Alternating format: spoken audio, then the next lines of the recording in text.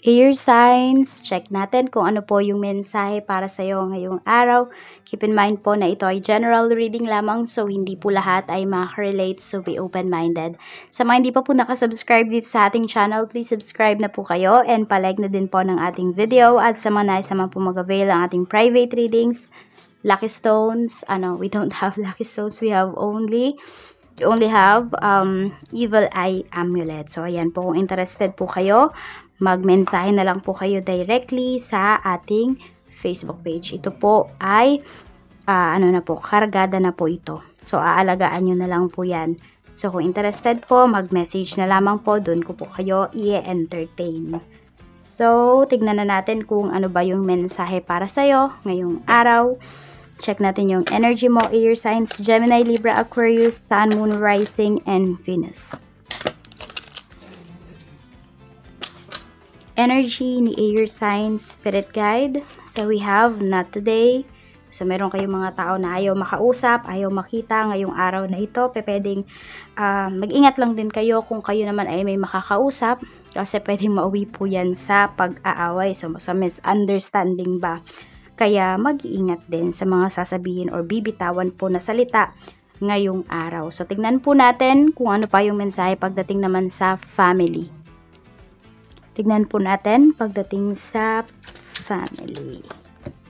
You have 8 of coins. So busy yung family mo today. So yan, baka sila yung message mo. Air signs, pwedeng hindi sila nagre-reply kasi nga yun, busy, may mga ginagawa pala. So, we have the world. Ayun nga, mukhang merong celebration dito at dun sila, parang busy sa paghahanda.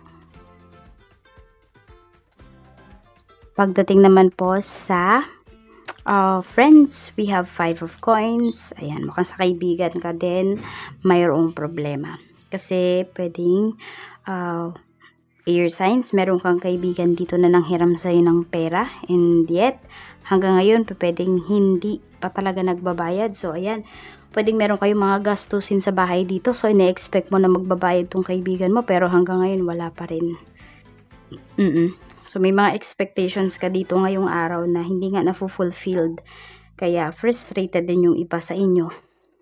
Tingnan natin bakit ba hindi nakapagbayad tong friend mo. 2 of Wands. Kasi, iba yung priority ba niya, ganyan. Hindi niya pinaprioritize yung pagbabayad sa'yo. Pwede kasing iniisip niya, may pera naman si air signs, ganyan, kaya okay lang na hindi mo na ako magbayad. So, ayan o. So, yun lang. Hindi siya responsible talaga. Tingnan natin kung may pambayad ba talaga. Death card. Okay, so mukhang nagamit na yung yung pambabayad sa'yo dapat. Pero mayroon, pero nagamit na. Ganun yung nangyari dito. So, tignan natin pagdating sa love life mo. So, we have 9 of Wands. Okay, pagdating sa love life, yung iba po sa inyo mailap. Air signs, lalo na kung kayo ay single. So, pwedeng talagang tinaasan nyo na yung inyong standards pagdating sa relationship or pagdating sa pakikipag-relationship, ganyan. So, meron dito mga nadala na. Ayun nga. Kaya pala kayo nag-iingat yung iba sa inyo kasi nakaranas na ng heartbreak, and for some of you, pwedeng nalagay pa kayo sa third party. We have 6 of Cups. So, yun lagi ba yung naaalala mo? Ganyan. So, yun nga, yung iba, hindi pa talaga kayo naka-move forward. So, kung kayo naman po ay in relationship, so you feel na yung person mo wala nang time sa'yo lagi. Para bang sobra mo siyang namimiss, pero ayaw mo naman siyang kausapin kasi alam mo na it's either diba? Sabi natin i-message ba ganon. So it's either alam mo na tagal lang niya bago siya mag-reply. Para bang you feel na hindi ka talaga niya priority. Feeling mo nasa pinaka-last ka. Ganon yung nafe-feel ng iba sa inyo. It's either nagsiselos kayo or nagtatampo na talaga kayo dito sa person niyo, or for some of you nga pwede nga nagagalit na kayo. Ayan. O meron dito nagkasagutan kayo nitong nakaraan, tapos ngayon kayo yung nakakamiss sa person ninyo. Kaya lang pwedeng ayaw pa niya kayong kausapin, and vice versa. Tignan natin pagdating naman po sa kaperahan. So we have the Hierophant.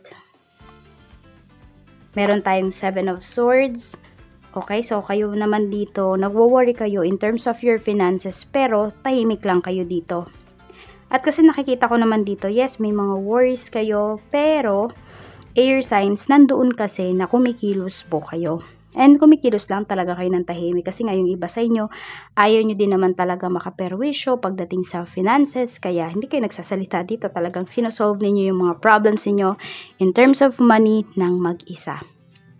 So, we have Queen of Cups. Ayan po. So, pwedeng may isang tao dito na makatulong po sa inyo or pwedeng ito yung tao na parang napaglalabasan po ninyo ng inyong mga frustrations in terms of your finances. Ayan. Mukhang naiintindihan ka talaga niya at pwedeng may mga advices siya na binibigay sa'yo pagdating sa pera. Pero, kasi nasa sa inyo pa rin naman yun the way na hinahandle ninyo yung finances ninyo. Nasa sa inyo na lang kung makikinig ba kayo dito sa taong ito. Ayan, baka naman yung mga pinapanood ninyo sa sa YouTube or sa Facebook, mga financial advisors for some of you. Ayan, pwedeng babae yung madalas ninyong pinapanood. So, tignan po natin pagdating naman sa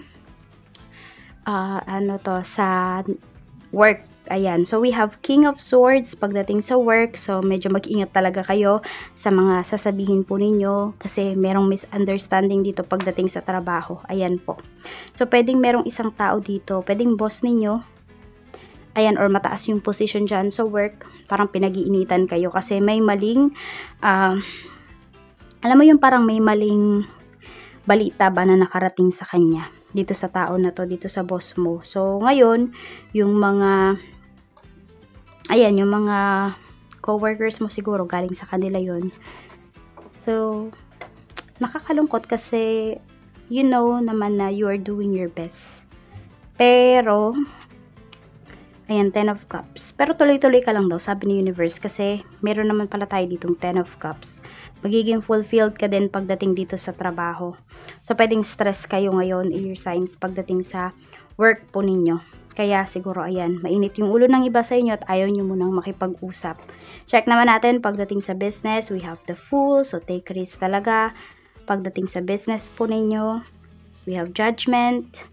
And we have Justice. Ang kaganda ng mga cards niyo, puro major arcana talaga to. So, medyo challenge kayo ngayong araw na ito pagdating dito sa mga judgments po ninyo.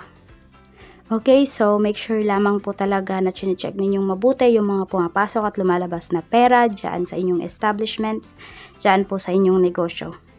And also, wag daw kayo magpulag-pulagan dito if sabihin natin may mali talaga, kunwari yung staff mo, may mali talaga kayo pagdating dito sa negosyo or kunwari na lang sa pagsusukli, ganun. So, i-acknowledge nyo daw po iyon. Parang ganito, kunwari mayroong pagkakamali. Sabihin natin hindi yan pagdating sa sukli. Pero may mga pagkakamali po kayo talaga. Or sabihin natin nakaligtaan ba pagdating sa negosyo. So, magbigay na lang po kayo ng parang token of dito sa tao na ito. Parang yung paghingi nyo ba ng pasensya, ganyan. Kunwari, bigyan nyo sila ng discount, ganun. Or meron kang pa-free. Yung mga ganun. Para ma-feel naman nila na special po sila at iniintindi nyo yung mga concerns po nila. Tingnan natin pagdating naman po sa ayan, punta naman tayo dito sa blessing na pwede mong ma-receive ngayong araw o your sign. Okay, we have food and we have eating. Ayan. So, pwede po na marami sa inyo ngayong araw na to. Ayan. Madaming pagkain sa harapan po ninyo. Pero, piliin nyo daw po kung ano ba lang yung pwede talaga sa inyo. Yan. So, wag lang kayo dito na kain ba ng kain, air signs. Kasi yun, yung iba sa inyo baka naman, hindi ko alam kung blessing ba to or what. Blessing yan kasi madaming pagkain. Pero baka naman masobrahan kayo at baka ma-impatcho pa kayo. So, ingat-ingat lang daw po kayo sa mga ganyan, sabi ni Universe. Okay? So, food and eating. So, pwedeng masarap or yung cravings po ninyo ngayong araw, pwedeng masasatisfy po talaga kayo. So, ano ba yung reminder sa'yo ni Universe? We have Ace of Wands. So, tuloy-tuloy lang daw para sa pangarap. And, ayan, naiinis pala yung iba sa inyo kasi may delays pala pagdating dito sa, kunwari may travel kayo ngayong araw. So, ayan, no? Or kung meron kayong mga inaayos na mga papeles dito, air signs, pwedeng may delays, ganyan. So, alam mo yun, nagmamadali ka, pero sa Monday mo pa makukuha, parang ganun. Okay, 8 of Cups. So, ayan po. Focus kayo sa mga bagay na nagbibigay or magbibigay ng growth po sa inyo. Kung yung isang sitwasyon ngayong araw na to, alam mo na wala kang magagawa, hindi mo yan makokontrol, let go, walk away, move on from that. Parang patahimikin mo, bigyan mo ng peace of mind yung iyong sarili. So, yan lamang po, Air Signs. Maraming salamat po, lalong-lalo na sa walang sawang pagsuporta po ninyo dito sa aking channel. Sobrang na-appreciate ko po kayong lahat. Sa mga nagko-comment, share, likes, salamat po.